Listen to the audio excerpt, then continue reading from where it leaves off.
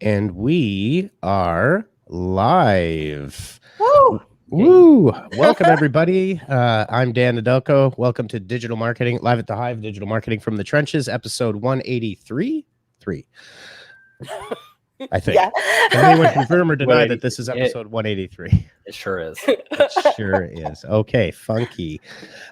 Welcome, everybody. Today, we're going to be talking about 8 ways that social messaging and messaging platforms can help you grow your business in a very distracted world. So, Yvonne of the Yukon, feel free to say hi. Hey, yeah, I'm Yvonne of the Yukon. And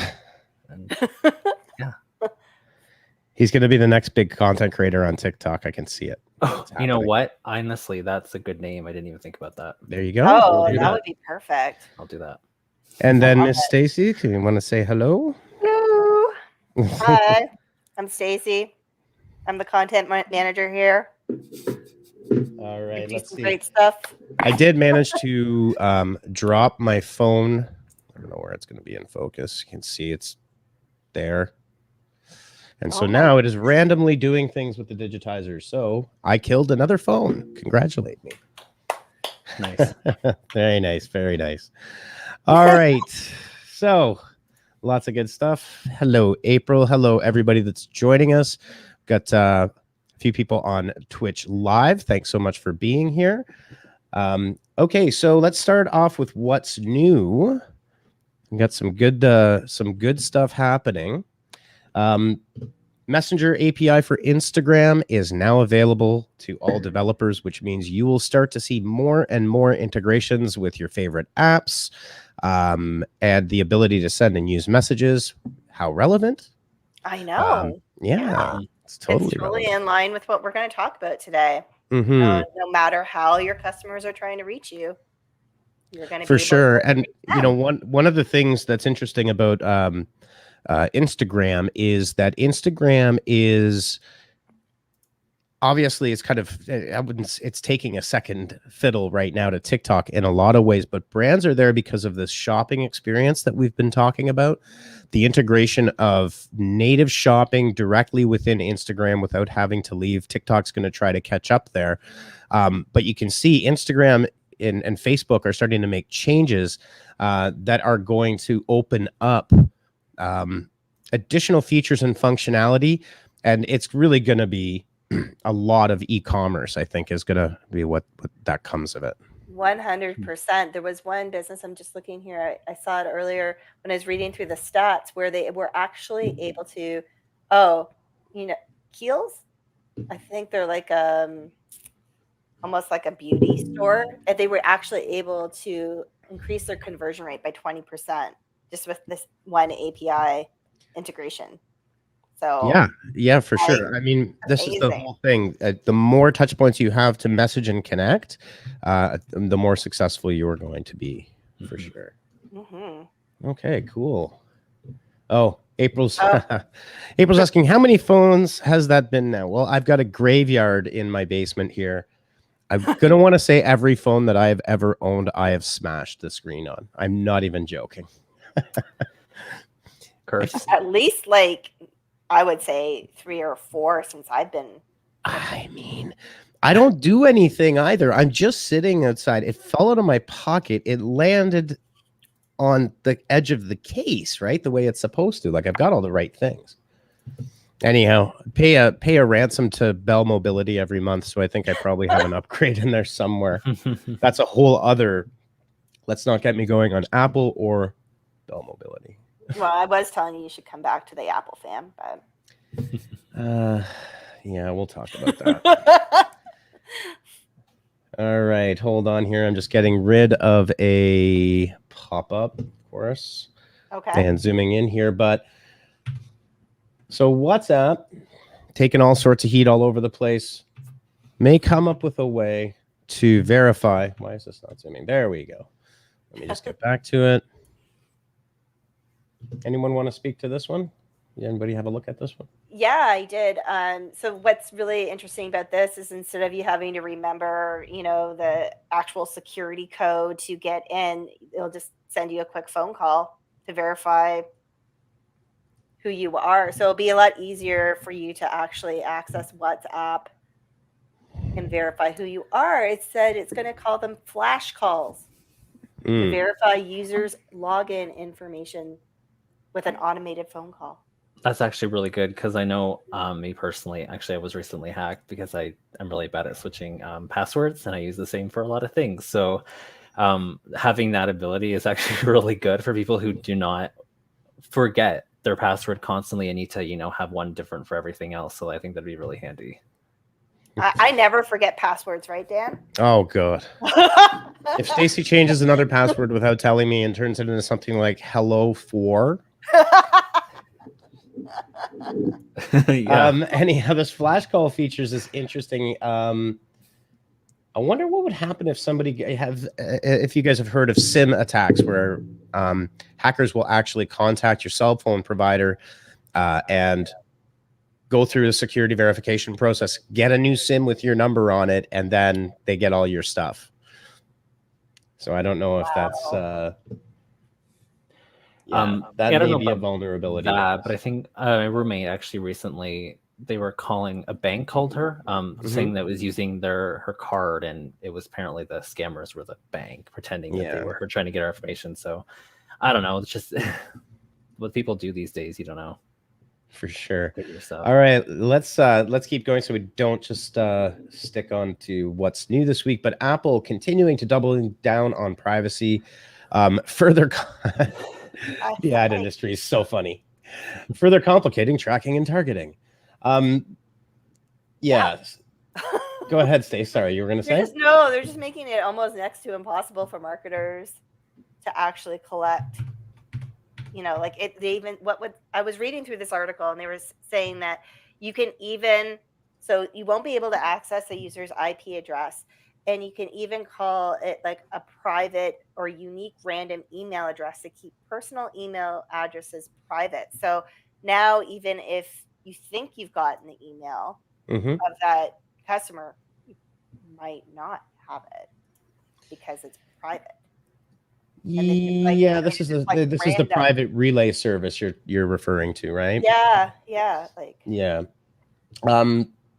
It's a fine balancing act with privacy in general. I do think that one of the things that's going to happen is that, and again, this is another really good reason to do what we're going to be talking about today, which is using social messaging and really connecting with your customers and giving them lots of ways to get a hold of you, because this is not going to stop, right? No.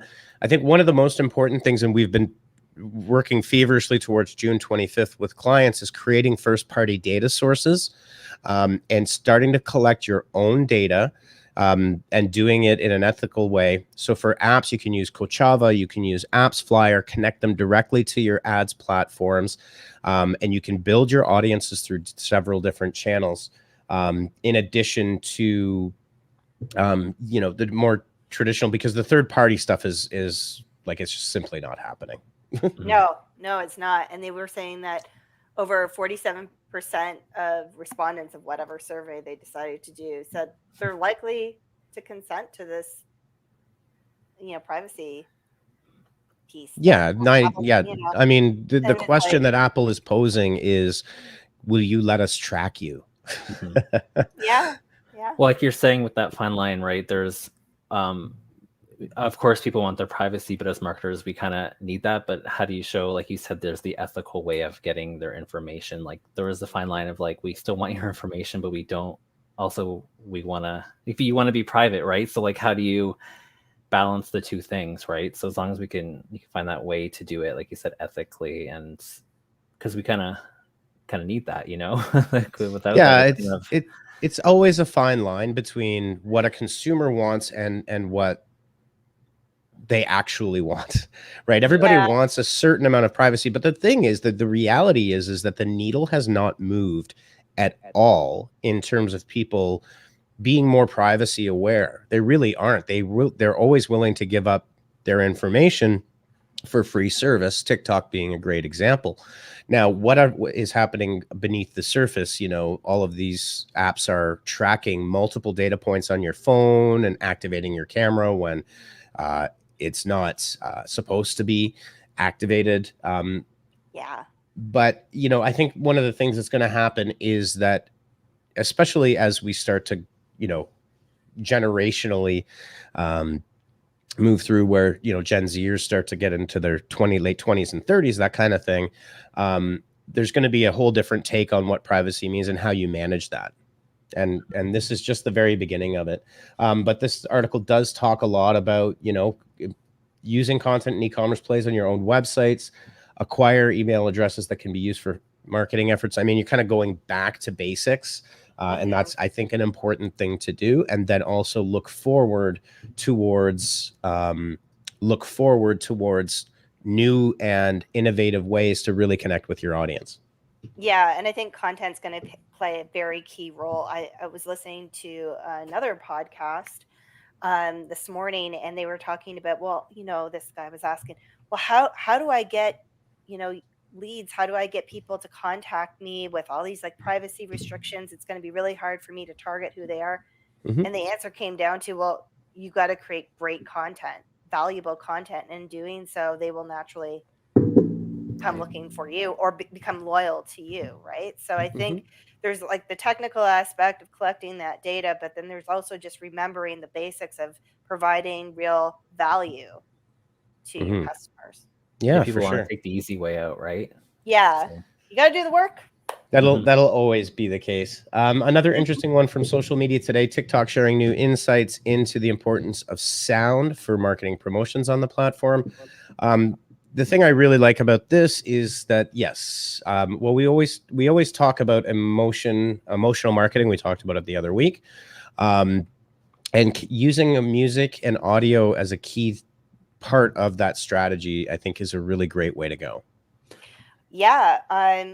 We were talking with a client this week, and we actually learned that a lot of these larger music brands like Warner and such that's part of their release strategy, is to release music on TikTok. So a song just doesn't go out on the radio anymore. They look at TikTok as an actual stream where they would release a new piece of music. And that just goes to show the power behind this kind of marketing. Yeah, it does say like it's 83% of TikTok users said that sound is essential, which is true. And it's like when it comes back to, the jingle, the second you hear a jingle, exactly, it brings up emotions, it brings up exactly. And I can still remember those ads, the 90s and the 2000s, of like what that exactly was because of the sound. So yeah, the interesting thing that TikTok has done has normalized audio in social video. Because with Facebook and Instagram, it was always, hey, look, 90+% of your viewers are not going to have audio enabled. And TikTok literally 180'd that and reversed it. 100%. I just think it's cute that Yvonne's like, I remember the 90s and the 2000s. And I'm like, you guys didn't know what Yvonne of the Yukon was. So that's, I mean, way beyond my time. Ageism is like happening here. Yeah. That's all right. Like I said, every day I stare into the existential void of time. Well, I'm almost 30 though, so I'm pretty much old. Oh, jeez. Oh, honey boo boo. All right, moving right along. Why don't we dive into our topic today? Now, I know for a fact, I predicted this before. I mean, nicely done, team. We are going to be skipping through a bunch of this. We will make these available, though, to you so you can go grab them and pour through them whenever you want. But let's talk about social messaging. And the one thing beyond talking about what's on being shown right now is social messaging apps are much more sophisticated than I think what a lot of people are actually aware of. And you've got WhatsApp, you've got Telegram, iMessenger is in itself is a messaging platform with a lot of features as well. They go way beyond text messaging. And so I think the one thing to rationalize is there's a lot more to it than just being able to send a message back and forth, although that is one of the elements. It's kind of one of the, I guess, the core elements, you might say, about how these platforms work. Right. And that can only, and like, even though that is great, it can only go so far, right? You want to further engage with those people. And there are so many more ways that you can do that. Yeah. And look, you know what? I think some people might be out there right now saying, no, this stuff doesn't apply to me. if you were to rationalize trying something like this out, whether it was with a power group or a VIP group, or your best customers get invited to a thing and you show them how to use it, just imagine having a captive audience of your best customers able to interact with you at any given time. It's kind of a marketer's dream, right? I mean, that's what that whole Apple privacy article was talking about with the CMO at Litmus saying, hey, this is going to be disastrous. Well, you've got a lot of other ways that you can go about creating that engagement. Absolutely. And I think it really stresses the basics again about understanding your customer journey and how you can use what we're going to talk about right now in those micro moments to communicate with your audience, because they are so powerful and they can help you engage with your customers at certain touch points that you may have only hoped that you could achieve through like a radio ad or a TV ad. Now you can actually have real connectivity and conversation around your product offerings using these apps. For sure. For sure. So some of the benefits of these apps, they are free. They're typically secure. So WhatsApp, Instagram, people may doubt whether WhatsApp is as secure as they say it is, but we'll leave that one on the side. Telegram, for example, is end-to-end encrypted, which means, you know, there's a level of privacy and security that you've got there. We're also going to be talking about how you can personalize experiences, how you can provide a very quick pathway.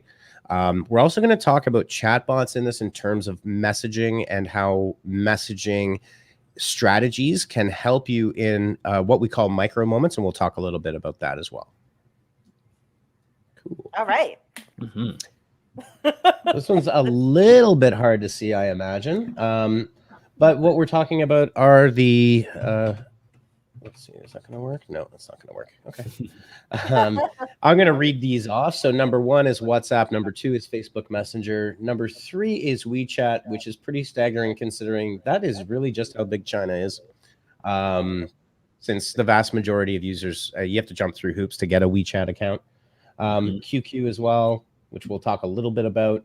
But that, again, is also a Chinese Asian messenger app. I think it is important to say that in Asian markets, APAC, that kind of thing, messaging apps have been at the forefront for several years. They're typically innovative. Those cultures do really like private and instant messengers. It is gaining traction here, 100%, but much more common in the APAC regions. And then we have good old Telegram and a little Snapchat sitting down there. And I think the one comment about Snapchat, some people might say, well, no, it's actually a social network. It actually started out as a messenger app directly with the addition of stories. I mean, you'd have to really kind of look hard. If you go to Snapchat and you look at their stories and you go to TikTok and you look at, it's kind of hard to see the difference between the two. But Snapchat was initially and still is to a great degree a messaging application. Yeah, and we'll get into it, but it has the ability to actually create an almost integrative experience depending on where you are too through its platform. Like if you're holding an event or something, you can. Anyway, we'll get into it. Yeah, I'm getting ahead of myself. Cool. So I think one of the biggest ones, because of just its ubiquity, is Messenger, Instagram, and WhatsApp. And you may be asking yourself, why are all three on the same title? It's because Facebook has integrated all three of these platforms now use a single integrated backend platform to use. So interoperability is going to be, so at some point, I mean, I'm thinking Instagram would be able to send a message to WhatsApp. WhatsApp could send a message to Messenger. You could pass through all three. Yeah, and we have a question actually from our audience agent, Gordon and team. Is WhatsApp owned by Facebook now, or do you think it will be? And sorry, go ahead. Away. No? Yeah, welcome, Agent Gordon team. And I did see your message today, so let's set something up. Facebook has owned WhatsApp for several years. In fact, our very own director of marketing, April Hassan, April McCall, her husband used to work at WhatsApp. So yes, they are all under the same umbrella at this point. And I think one of the most important things about WhatsApp and Messenger in general is it's ubiquitous. Like everybody is connecting on these platforms. WhatsApp in particular, an interesting use for WhatsApp. If you're communicating with a real estate client and there's confidential information, I think people, should be a little bit more conscious of transmitting some of that information, but WhatsApp would be a really good alternative to do one-to-one messaging just to chat. But you can do video calls and group calls. We're going to get into that. There's a ton of features within each of these messengers. So Facebook Messenger now, you can create a room much like, I wouldn't call it a clubhouse room, but you can create almost like a Zoom room. I can't remember what the limit is right now, but you can have, I think, up to 18 people connected into a room. So you've got lots of flexibility here on this platform. Yep. Okay. One of the things we will be talking about is Facebook Messenger and chatbots that can integrate with Facebook Messenger. We're actually going to show you a couple of examples. We've implemented several of these. They're very popular. And one of the things I do want to talk about, Yvonne, did you guys add a micro moment slide or? We did not add the slide. Doesn't matter. We're just gonna talk. We're gonna freestyle today. Let's do it. So micro moments were invented by Google, and they're actually a real underpinning of several digital marketing strategies. And it's really important to understand. One, I didn't make this up. Some people have said like, hey, did you? I did not at all. Google has been researching this heavily for several years. I think really the first time they came out with it, I believe was 2016, I want to say. Oh, yeah. Yeah, for sure. Yeah. And they've put some serious consumer research and usability research into this. And what a micro moment are those unpredictable moments that are, I want to learn, I want to buy, I want to research, I want to do, right? There's 4 base micro moments, and they're typically on mobile, and they're fleeting. They come and they go, and they're impossible to predict when it's going to happen. A really good example is if your furnace breaks on a February night, you're going to have an I want to buy moment, which is I need service, right? Yep.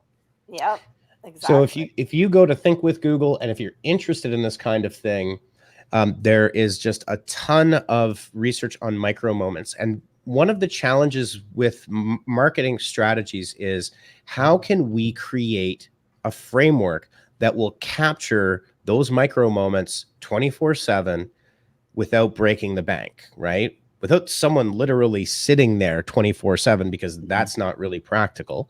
How do we do that? Right? That's and I think things. A key part of that too is understanding when you're serving those micro moments that you're actually providing value. It's not like, oh, hey, we've noticed that you're in this store, so now we're just going to start serving you these ads. It's more like, you said, my furnace broke. Okay, I need 24-hour service. Or, I'm all of a sudden in a town I haven't been in before. I need to figure out where I want to go to eat, and I'm going to now look it up. Like understanding, does your user travel often? Like these are things that you can kind of break down to kind of give you a target, if you will, to understand how you can maybe serve value during those micro moments versus just. For sure. And what we're talking at. Yeah. What we want to do is provide as many touch points for communication as possible. We're working on a project this week where we're doing a very deep dive into user behavior on social. And it's very interesting that really what consumers are looking for are several channels, right? Some want to call, some want to text, some are happy to do a self-serve chatbot that will take them through a flow. The key thing is that you need several paths of communication, all which have a strategic endpoint and a purpose unto themselves. So some of the other stuff that we can talk about here would be Manychat, which I'm going to show you a little bit, Mobile Monkey, which we've used several times. These are great tools to be able to have an attendant that is available that can help people. And, there's another customer profile too, the customer that doesn't want to talk. Yeah. Right. Yeah. When they're in the know. I want to learn stage, like have you ever walked into an electronics store and you can kind of feel the salesperson walking behind you? Oh yeah, Oh, you yeah. feel like you're, I don't know, like they're a bunch of hawks and that you're like a field mouse that just walked into the room. I think it's, how do I put this? I think it's important to understand that business is not 9 to 5 anymore. That your opportunity for that sale or that conversion can happen at any time. So by using a chatbot too, it opens up the opportunity to engage your customers on their timeline, not yours, which offers them value, which is what you want to do. Yeah. And you also want to integrate that. So a lot of these, for example, with Manychat, you can integrate that directly into Facebook Messenger, but you can put it on your website. You can put it on landing pages. You should be making that available at several different touch points and not just on one specific touch point. Right. Because, in this example, like I do it a lot, whereas I can be very lazy. And if I see something that I really wanted to check out, but let's say I went to through my phone, but it was through somewhere else on the site that I need to go to, I'm done in that second, and you've lost me because now I don't want to do the extra work, right? And that's, I think, a lot of people think, and then you've lost them forever because they don't care anymore and they're gone. So you got to really do think about that. Yeah. And providing value. Look, one of the ways we try to provide value is by doing live at the Hive and talking about this stuff every week and putting resources into actually creating these, because they become a library that people can go and refer to. And I've gotten several comments in the past that people have actually gone and found a topic that was of interest to them that we were talking about in a particular week. Right. So just to keep things moving, because I'm trying to be responsible. Last week I was a little irresponsible, so I'm going to try better. Good job with our time. Thank you very much. Thank you. One of the reasons we're highlighting WeChat just a little bit here, and just wanted to talk for about a minute about this, is WeChat is in a lot of ways, it's much more mature as a messaging collaboration app, and you can actually see predictively where a lot of these messenger platforms, right? They're really not just messenger platforms anymore, but there's, hold to talk voice messaging, which is basically like a walkie-talkie, broadcast messaging, video calls, conferences, can play video games, share photographs and photo sharing tools.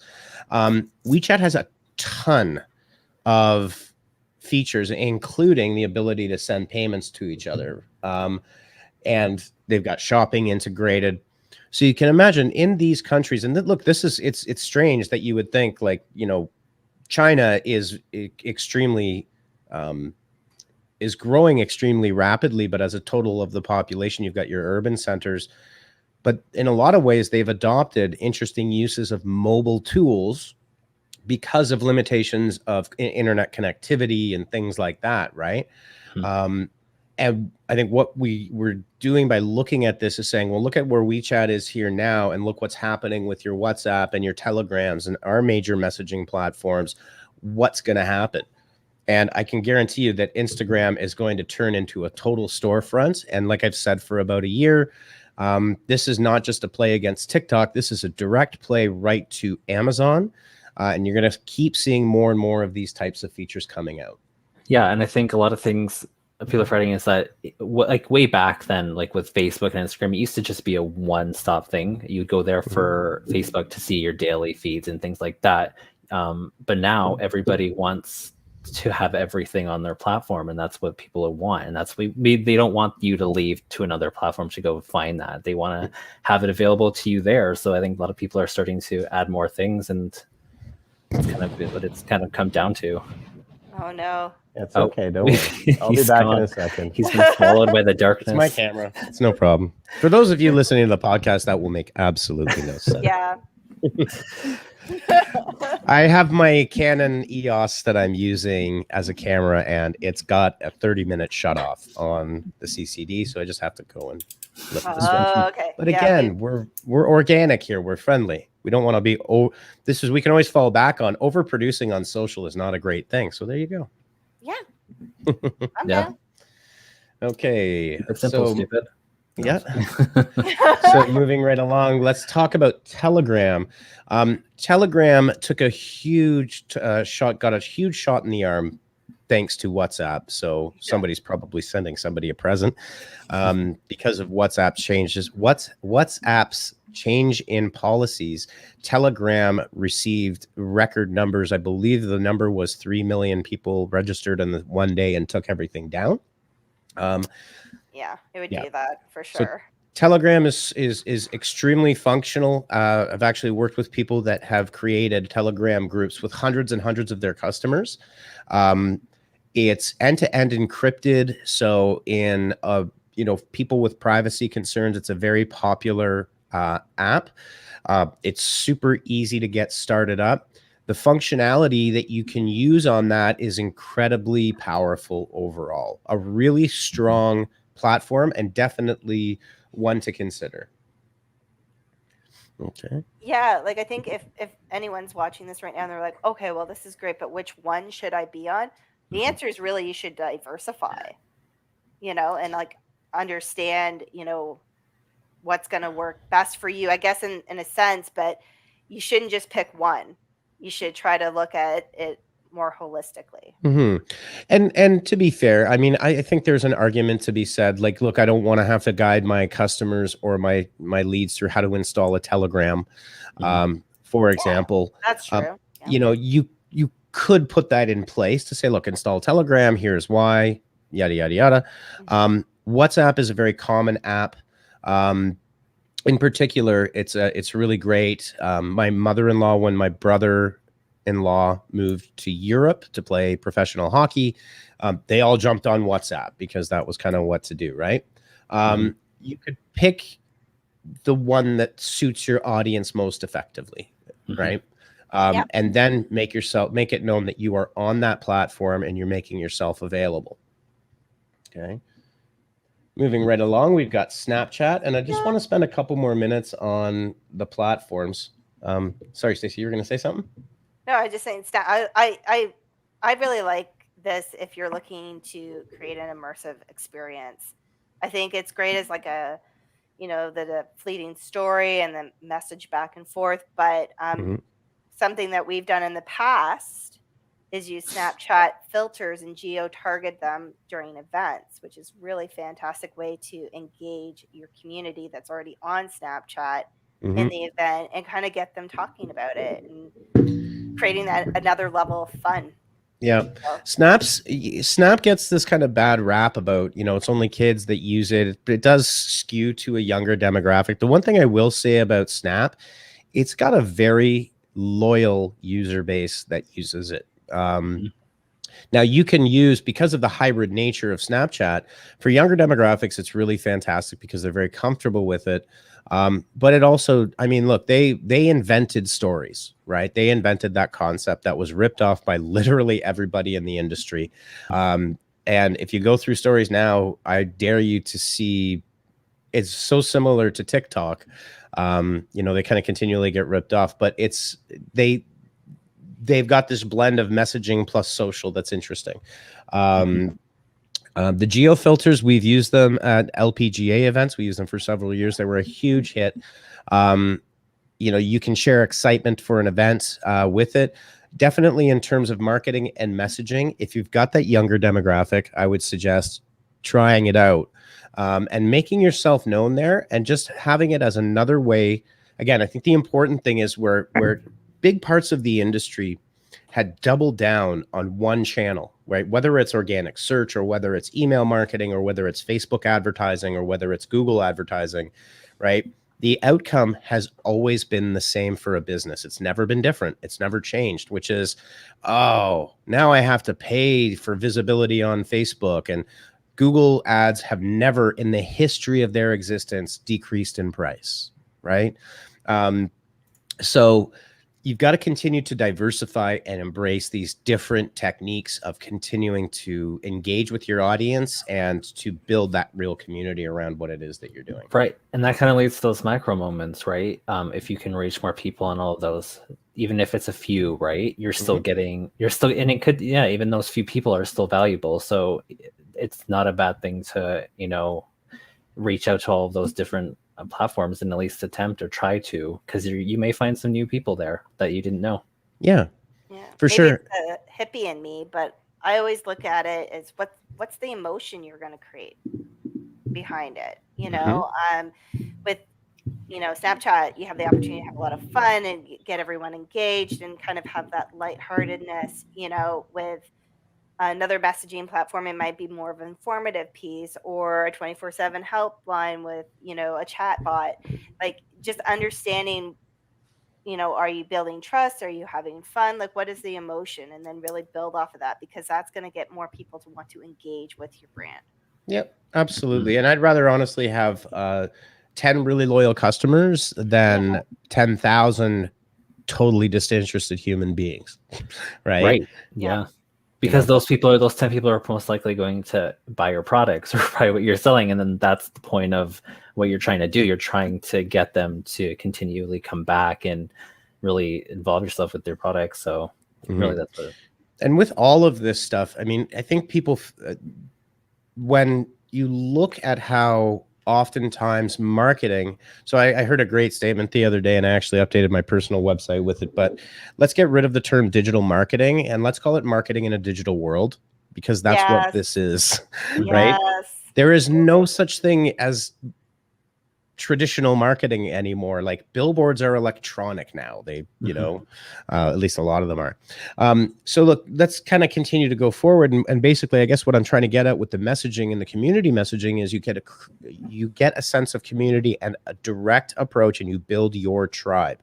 And you build tribes in every industry these days. It's not exclusive to internet only businesses. It's very applicable to professional services and local based businesses, right? Example, if we're looking at, hey, I'm buying a home, how personal of an experience is that? That's like one of the most personal experiences you can possibly go through, right? 100%. Yeah. Like, so another good one that got added here, which Yvonne sold me on. So Yvonne, go ahead and I'll let you Yeah, TextNow is very unique in its own way. What you do is you provide yourself, if you fill out your area code, they provide you with a number, and then this makes you kind of known to your community around so that people can reach out to you, right? So you're able to do messages, voicemails, and calls, and then you can create your own customized voicemail. So these people are able to you can really connect to these people on a personal level and really build that relationship with them. And that's kind of what TextNow can do for you. Your business. Yeah, TextNow is a cool, it's a pretty cool app. It's very inexpensive. And you can give your clients, say, hey, just text me, and you can also have that on, that could be manned by multiple people, can be monitored by multiple people. It also pulls it away from potentially your own personal phone, which you probably don't want to have. So again, if we're talking about messaging, it's a totally valid way to get started with it. And like you said, I wanted to mention, like you said, I think when somebody texts me, like I get that, I feel it is more personal with a text than over email. Like I just was like, oh, because like there's something about getting a text on your phone that is just a lot more personal. And if a brand reaches out that way, it's kind of cool and hip, and it's like interesting. You're like, oh, cool, and it's really easy to respond right back. Yep, absolutely. Yeah. 100%. So now, yeah, so I'm just going to clean up my tabs here, and I want to show everybody a couple of different ways that you can use messaging. So I'm just going to actually share right here. So this is called Manychat. This is just this is just a sample account. This is a dummy template, but here's an example. So what this flow will do in Manychat. Now, I think a lot of people, it's great. We've set up many flows.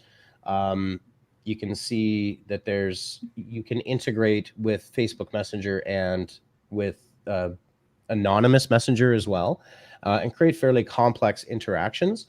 But let's just say, for example, you run a Facebook lead gen ad campaign, right? So we've seen Facebook lead gen ads as extremely successful ways to get real consumer information. They have a great conversion rate, especially if what you're giving to your leads is of high value. Well, what this little flow will do with Manychat, and this is kind of cool, as soon as somebody interacts with your Facebook lead ad, you can then initiate a conversation with them on Facebook Messenger as well. So they get the lead download, and you can then fairly quickly give them another follow-up offer and continue the conversation, right? That's just one very simple way to think differently about how a messaging bot can work, because there's the term that Manychat uses are flows, and those are really good ways to think about that, as opposed to necessarily just asking a bunch of questions. Yeah, you want to think about how you're going to nurture them through what their question is, making sure that that question is actually being answered in a timely fashion, that you're providing them with something valuable, like maybe a download or, more information. And then it's the responsiveness of it as well, I think is fabulous because, like I was saying before, you know, people don't shop from 9 to 5. Like it could be 8 o'clock at night, and you're like, oh, I just saw this house on MLS, for instance, and I'd like to find out more information. Maybe if I reach out to this realtor, they can help me. Well, now you've got a chatbot that can walk them through that, so they kind of feel like they've been nurtured a bit, and then they'll most likely now you have their information, and you can follow up with them to dig deeper. Absolutely. Another really good example of a simple chatbot is, and Paige actually mentions this, and I think this is important. Chatbots are so personalized now, sometimes you can't even tell that they're bots. That's true. I think one of the things to keep in mind is you should be very transparent that this is a bot. Don't try to pass it off as a real person. You can give it a little personality. For example, we made Beebot, right? And this helps us just pre-qualify and help understand what our potential customers may be looking for, right? Like, where can we guide you in the right direction? Like, what are you looking for? What's your biggest frustration? How can we help you? And so there's a flow in here that allows them, if they want to book a one-on-one consultation with us. And it's been very well received in terms of how, one, we generate leads and the kind of feedback that we get. And then when we go into the meeting, we've got some context. So we're not just wasting other time having someone reiterate what it is they've already been letting us know. We get a profile. Right. Yeah, and it's also good for, especially if you're like, it's for improving your products or improving your site. If somebody asks for something that you maybe didn't think about, or maybe you're like, oh, we don't offer that, or maybe that's a good idea. And then you can always be like, oh, there you go. You now got a new product, something you can start doing, and then it's a whole new thing, and it's great. Yeah, don't ever be afraid of negative commentary from your audience. Just make sure that you listen to it, because that's how you can optimize. Yep. So just a couple of so a few more ways that you can use messaging here in practical, simple terms. Set up a Telegram account and then create a Telegram room. Invite your VIP customers to that Telegram room and put together a couple of events, right? Whether it's a VIP event, just Q&A, right? I'm going to answer, do an AMA, ask me anything with your customers, what you know about your product, your customers really don't know. You'll forget more in one day than they'll ever remember, right? Yeah. Add a chatbot, obviously, to your site that connects to a CRM that then triggers additional flows and use it conversationally. Okay. Another tip would be set up TextNow and give out your text number that can be monitored, even say when you're going to be available, but do it. Like, just give it away, put it everywhere, get t-shirts with your phone number on it. And again, you don't have to have a massive budget to do this stuff. It can be done very inexpensively, right? Exactly. Yeah, you could do the same thing with WhatsApp and create one-on-one VIP consult. You could do 15-minute customer consultations. If you're in e-commerce, you could do fittings and consults for fashion, that kind of thing. I love the idea of having like a chat, maybe like you have like a set time once a week, and you talk about the technical side of your business. Like maybe you sell a certain product and people can ask the more, oh, like I have this problem, it keeps giving me this error. What does it mean? And by having like a chat like that, it will educate other people Mhm. about your product, and it's serving a useful purpose at the same time. Also, it's positive. it's also answering those questions that sometimes not everybody, there's the more obvious questions that people ask, but then there's also those deeper questions that you can't always answer through those kinds of chats. You kind of have to do that to answer those ones, the specific ones that people have. Absolutely. And listen, all of this, we talk about persona development and profiling and your customers and learning and understanding. All of this achieves that goal, because you will learn so much more than, just simply, having someone open a ticket and wait for a faceless reply from somebody, or just a form reply email. I think consumers are really looking for the next level of that. And especially if you're a small business, that's your David and Goliath moment. That's what Amazon would have a lot of trouble doing, that you can do. Yeah, right? that is gold, because I can't tell you how many times I filled out a form or given my email, and it feels like it goes into this void, never to be responded to again. And people want, like Vaughn was saying, Vaughn of the Yukon was saying, was that, people aren't patient. They don't want to read. They want their answers now. And if you can provide them with that, gold. Yeah, absolutely. All right, everybody. Well, that's a wrap for today's Live at the Hive. Hopefully you found that useful. Some different creative ways to integrate messaging and messaging platforms into your marketing strategy. Have a great weekend. I think it's going to be nice. We get a little bit of rain over here, but I think it's supposed to be pretty toasty out there. Yeah, I got a lot of gardening. Yeah. All right, everybody. Have a great weekend. We'll see you next week for episode 184 of Live at the Hive, digital marketing from the trenches. Same B time, same B channel. bye. Take care. Bye. Zoom wave.